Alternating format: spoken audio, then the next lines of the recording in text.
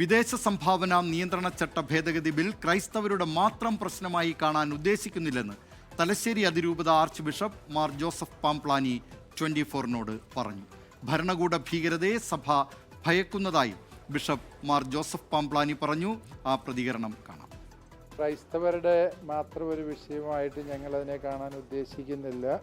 കാരണം ഇവിടുത്തെ FCRAയുടെ സാമ്പത്തിക വരുമാനങ്ങൾ പരിഗണിച്ചു കഴിഞ്ഞാൽ ക്രൈസ്തവരെക്കാളും ഒട്ടനവധി മടങ്ങ് ഈ തുക കൈപ്പറ്റുന്നത് ഇതര സമുദായങ്ങളിൽപ്പെട്ടവരുണ്ട് എന്നുള്ളത് സർക്കാരിൻ്റെ തന്നെ കണക്കുകളിൽ നിന്ന് വ്യക്തമാണ്. FCRAയുമായി ബന്ധപ്പെട്ടതെല്ലാം കണ്ടുകെട്ടും ഏറ്റെടുക്കും, അതിന് സർക്കാർ പ്രത്യേക ഏജൻസിയെ നിയോഗിക്കും എന്നൊക്കെ പറയുമ്പോൾ അതിലെ വലിയ അപകടവും അതുപോലെ തന്നെ ഒരു ഭരണകൂട ഭീകരതയും ഞങ്ങൾ ഭയപ്പെടുന്നുണ്ട്. തെരഞ്ഞെടുപ്പിൽ ഇന്ന ആളുകൾ വോട്ട് ചെയ്യണമെന്നോ ഇന്ന രീതിയിൽ പ്രതിഷേധിക്കണമെന്നോ ഒന്നും ഞങ്ങൾ സാധാരണ പറയാറില്ല. കാരണം വിശ്വാസികൾക്ക് ഞങ്ങൾ നൽകിയിട്ടുള്ള വിദ്യാഭ്യാസവും ബോധവൽക്കരണവും വഴി അവർക്ക് ഓരോ കാര്യങ്ങളെയും വസ്തുനിഷ്ഠമായി വിലയിരുത്താനും ശരിയായ തീരുമാനമെടുക്കാനും ഉചിതമായ രീതിയിൽ പ്രതികരിക്കാനുമുള്ള കഴിവുണ്ട് എന്ന് തന്നെയാണ് ഞങ്ങളുടെ ഉത്തമ വിശ്വാസം. വിദേശ സംഭാവന നിയന്ത്രണ ഭേദഗതി ബിൽ ന്യൂനപക്ഷ വിഭാഗങ്ങളെ ലക്ഷ്യം വെച്ചാണെന്ന് CPM general secretary MA baby പ്രതികരിച്ചു. ന്യൂനപക്ഷ വിഭാഗങ്ങളിൽപ്പെട്ടവരുടെ സ്വത്ത് ഭാഗമായി വിദേശ സംഭാവന കൂടി ഉപയോഗിച്ചിട്ടായിരിക്കും. പക്ഷെ അതൊന്നും നോക്കാതെ സന്നദ്ധ പ്രവർത്തനം നടത്തുന്നവരുടെ സ്വത്താകെ പിടിച്ചെടുക്കാനുള്ള പ്രൊവിഷനാണ് ഇപ്പം വരുന്നത്. അത് ന്യൂനപക്ഷ മതവിഭാഗങ്ങളെ ലക്ഷ്യം വെച്ചുകൊണ്ടാണ്.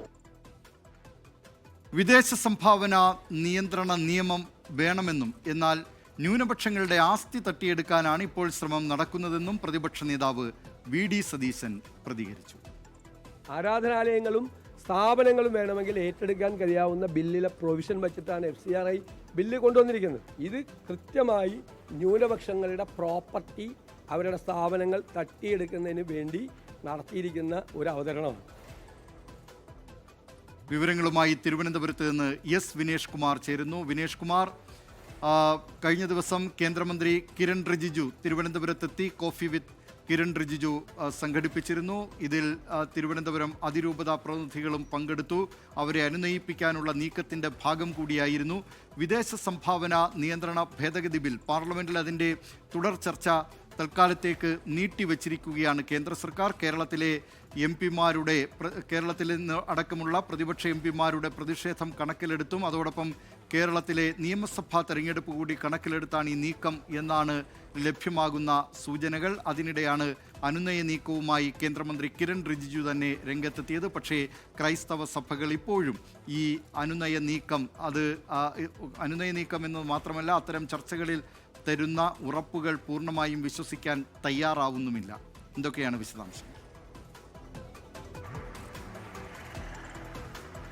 ദിലീപ് കുമാർ, FCRAയുമായി ബന്ധപ്പെട്ടുകൊണ്ടുള്ള ആ ഒരു ഭേദഗതിയുമായി ബന്ധപ്പെട്ടുകൊണ്ടുള്ള അനുനയ നീക്കം പൊളിഞ്ഞു എന്ന് തന്നെ നമുക്ക് പറയേണ്ടിയിരിക്കുന്നു. കിരൺ റിജിജു ഇവിടെ എത്തുകയും സഭാ നേതാക്കളുമായി സംസാരിക്കാൻ വേണ്ടിയായിരുന്നു അദ്ദേഹം പ്ലാൻ ചെയ്തിരുന്നത്. പക്ഷേ ഇന്നലെ ദുഃഖവെള്ളി ആയതുകൊണ്ട് തന്നെ ക്രൈസ്തവ പുരോഹിതന്മാരൊന്നും കാര്യമായി പരിപാടിയിൽ പങ്കെടുത്തില്ല. സഭയിൽ നിന്ന് ചില പ്രതിനിധികളെ മാത്രമാണ് ഇവിടേക്ക് അയച്ചിട്ടുള്ളത്. അതുകൊണ്ട് തന്നെ എത്തരത്തിലുള്ളൊരു കൂടിക്കാഴ്ച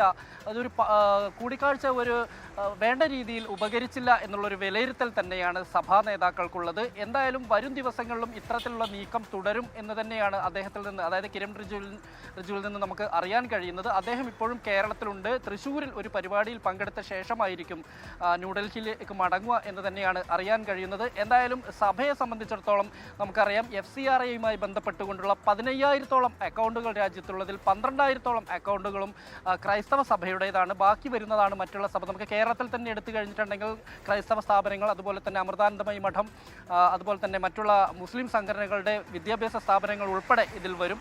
അതുകൊണ്ട് തന്നെ വലിയൊരു ആശങ്ക ന്യൂനപക്ഷങ്ങൾക്കിടയിൽ മാത്രമല്ല, അല്ലാത്തൊരു വിഭാഗത്തിനിടയിൽ, വളരെ കുറഞ്ഞ ഒരു വിഭാഗമാണെങ്കിൽ പോലും അവർക്കിടയിലും ഇത്തരത്തിലൊരു ആശങ്ക നിലനിൽക്കുന്നുണ്ട്.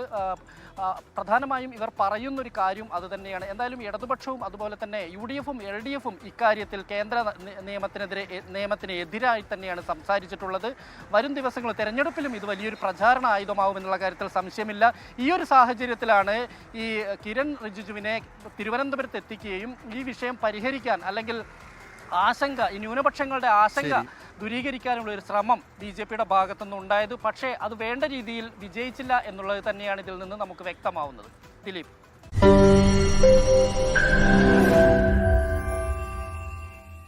ലോകത്തെവിടെയായാലും ഏത് സമയത്തും 24 വാർത്തകളും ഓഗ്മെന്റഡ് റിയാലിറ്റി പാക്കേജുകളും എക്സ്പ്ലെയിനറുകളും വിശദമായി കാണാൻ ഞങ്ങളുടെ യൂട്യൂബ് ചാനൽ നിങ്ങൾക്ക് സബ്സ്ക്രൈബ് ചെയ്യാം.